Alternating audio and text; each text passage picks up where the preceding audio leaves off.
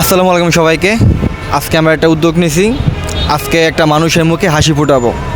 তো গরিব মানুষ দেখে অবশ্যই আমার স্বার্থ অনুযায়ী যতটুকু পেরেছি অতটুকু দিয়ে আর কি একটা মানুষের মুখে হাসি ফোটানোর চেষ্টা করব।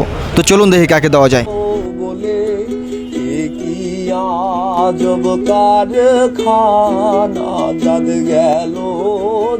গেল বলে সত্য কাজ কেউ নয় রাজি, সত্য কাজ কেউ নয় রাজি, সবই দেখি।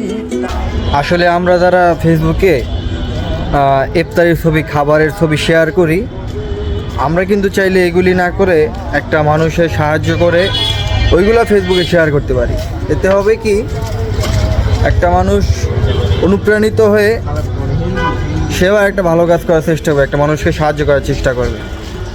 তো আর এই যে ইফতারির খাবারের ছবি এগুলো যদি শেয়ার করি, একটা মানুষ সহজে দেখবে, যারা সামর্থ্য নাই, খাওয়ার সামর্থ্য নাই, তারা দেখলে তো অবশ্যই কষ্ট পাবে।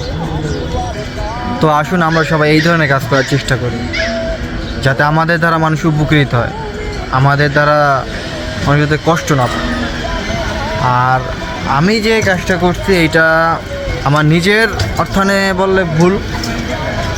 আমার এর পিছনে দুজন মানুষ ছিল, এক আপু আর এক ভাই ছিল, তাদের মাধ্যমে এই কাজটা আমি করছি। তো আশা করি আপনারা এই ধরনের কাজে এগিয়ে আসুন।